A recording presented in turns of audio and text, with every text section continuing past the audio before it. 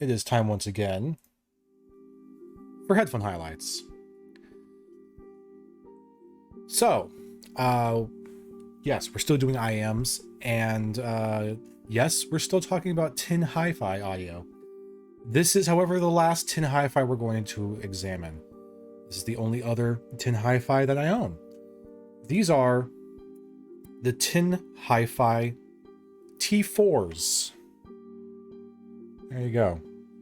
Let me spread those out a little bit so you can actually get a look at how the chassis is built. So these are built fairly similarly to the T2s. They don't look that much different. They got a little bit of some fancier like knurling design going on around them, but they are not T2s. We'll get into it, but these are, at least to my knowledge, pretty much Tin Audio's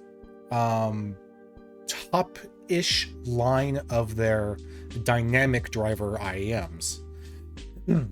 These are dynamic drivers, or 10 millimeters. They are, I'm going to go over the construction here a little bit. I got my actual, stats sheet here, my spec sheet, to actually go over things for once. Hallelujah. But yeah, a fairly similar design in terms of the chassis, but it's very, very different materials are being used here.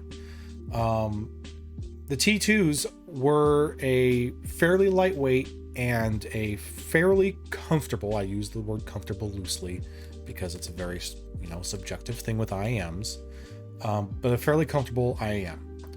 These, however, are built what must be some sort of aluminum alloy metal. They are extremely light. I mean, they weigh nothing at all. It's almost like they're made of titanium. They're not, but it's ridiculous how light they are. And that makes them surprisingly comfortable. So let's see here. What can I really talk about? I'll bring it up a little closer so you can get a better look at this. So you got some knurling going on there on the edge. You got some very subtle left and right indicators on the cable. There's your L there, and then the other one has the R printed there as well. You also still have your typical Tin Audio color identifiers, so red for your right channel and blue for your left channel. So that's appreciated. They're very cute. They are cute. You're right. The cable that they come with is a MMCX cable, which is still, come on now, detachable. It is detachable. Come on. There you go. Ta-da, detachable. And it is just your typical MMCX connector. Yay, I actually got the name right for once. I actually paid attention. So that's nice. The cable itself, not great. I'm not a fan of this cable. It is very whatever, very blah. It's a very extremely simple 2-cable weave, loose weave, 2-wire weave, cable. Like, you could just twist that to separate them. There ain't nothing fancy going on here. This is just kind of like a little janky. It's just it's very light, which is nice. It doesn't really drape. It just kind of like does whatever it wants. Don't like the cable very much. I think it's significantly worse than the T2 cable, and especially the T3 cable. So cable's not great, but it's functional. It's fine. It does terminate to your simple 3.5 millimeter. So that's fine and dandy and simple. And that's pretty much the build. Oh, okay. Well, they did come with, again, typical of TinHifi, they do come with a nice carrying case. This one, I believe. Yes, this should be it. It says TinHifi right on there. It's just a nice leather case. It's just nice. You open it up. Wow. Nice kind of suede in here to keep everything nice and soft and protected. And you got your own little TinHifi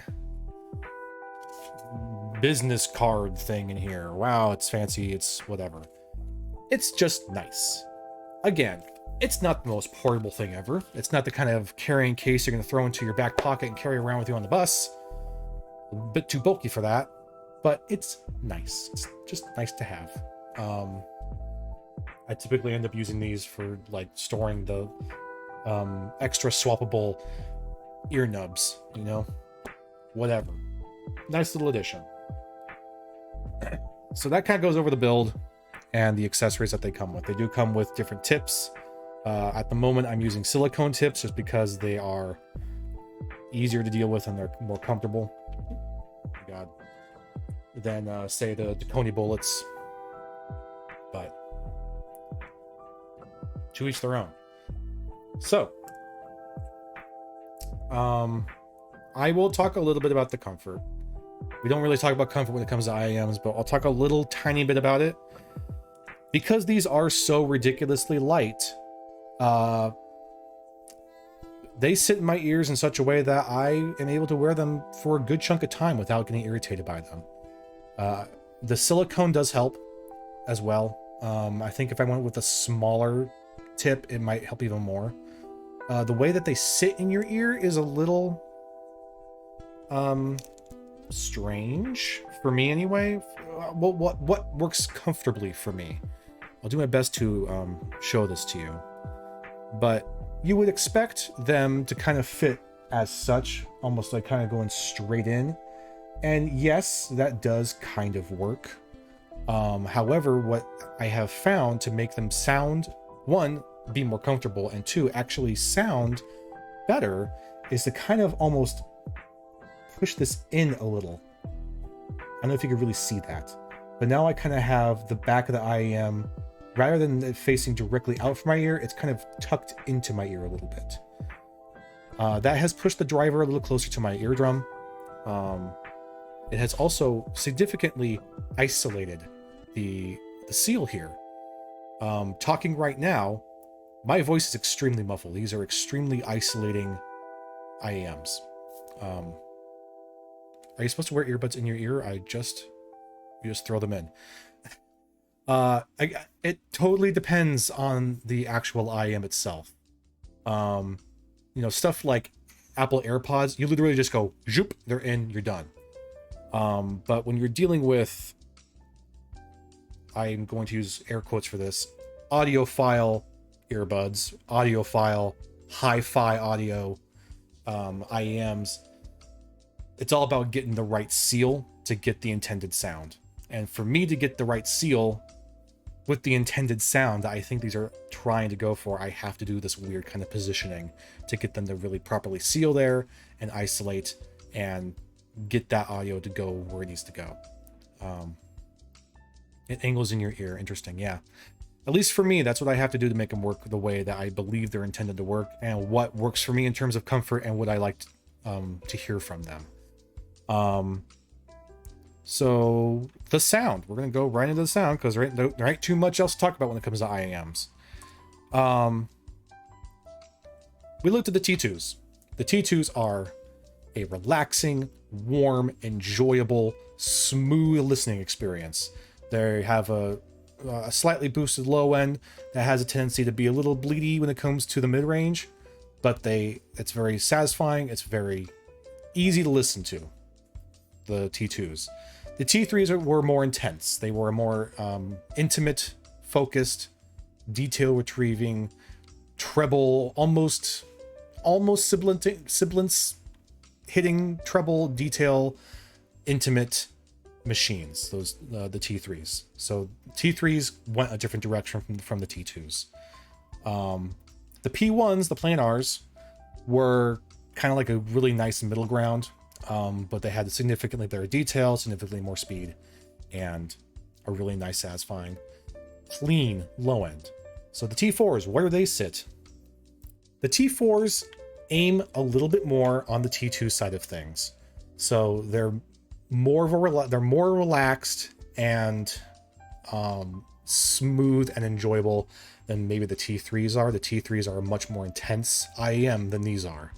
That being said, these have incredible detail. I would say that their mid-range is very, very similar to the T2s. So it's very smooth and silk. Smooth and silky and a little warm. But the treble range is approaching that of the P1s. It's not as fast, it's not as clean as the P1s because that planar tech is just, you know, made for that. But it has very, very good detail without really hitting any sibilance. So it's got some nice crispy high end.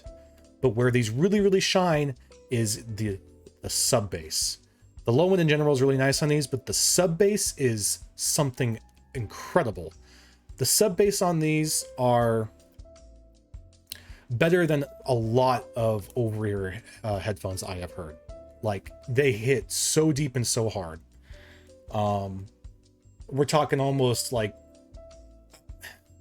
17.7X's sub bass in terms of how hard that bass hits and how low it can reach, but these are much more controlled than the 17.7X's. 17.7X's are a, you know, very bombastic, wild, crazy time of a headphone.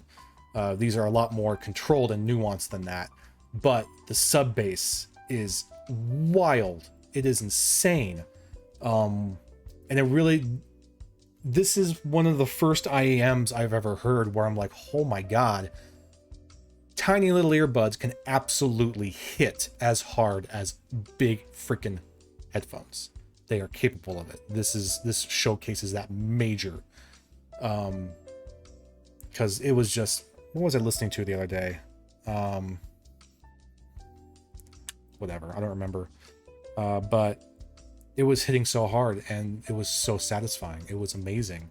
So the sub bass performance is awesome. And the bass range, the dynamic range on the bass is crazy far reaching. So excellent, clean, controlled, impactful low end with these things. That being said, they're not as warm as the T2s. They're still heck of a lot warmer than the T3s. They're not neutral, but they are not quite to that same kind of creaminess that you get with the T2s. So you're getting some more nuance and you're getting some more detail than you would with the T2s on top of that crazy dynamic, thwomping, satisfying low end. Hearing crazy heavy bass from an IEM worries me. You just envision your eardrums bursting. So it's funny you say that. I almost call these a dangerous IEM. But I mean that in a very positive way. These are so fun and satisfying to listen to that it makes you want to pump that volume up, which is a dangerous thing to do when you're wearing IEMs. You don't want to listen to IEMs super loud. That's how you hurt your ears. But man, do you kind of want to, because it is so crazy satisfying. But you know, even at lower volumes, it still hits hard enough and it isolates well enough that I'm still able to really, really enjoy what I'm listening to. So that's what's really nice about these. Even at kind of lower volumes, crazy fun to listen to. You get the feeling that it's the high-pitched sounds that you should really worry about. I mean, yeah. I won't get into the science about how hearing loss works. It's a very interesting thing. If you want to look it up, it's pretty cool. But basically, there are fibers in your ear that collect specific frequencies, and when they are hit too hard with that frequency, those hairs die. And when they die, you no longer hear that frequency properly. So it might come from your low end, it might come from your high end, it might be a sharp treble, it might be deep, impactful bass. It's all about just being careful. Don't listen to your music too loud, kids. Okay? I know you wanna. It's fun to listen to crazy loud music, but save your ears. turn it down just a little bit, enjoy it, but don't kill yourself. You're more interested in over the headphones. I am too. I prefer over-ear headphones like what I've been wearing today, are gigantic HD 800s, or my flagship headphone that is featured on my logo, the much beloved HP3s. Oh, look at them, they're beautiful. So yeah, we will get back to the over-ear on-head headphones, but you know, trying to keep things organized and get through all of our IMs. We're about halfway through. We got a good handful more to go over, but then we'll go back to some other fun things. So do you think you have the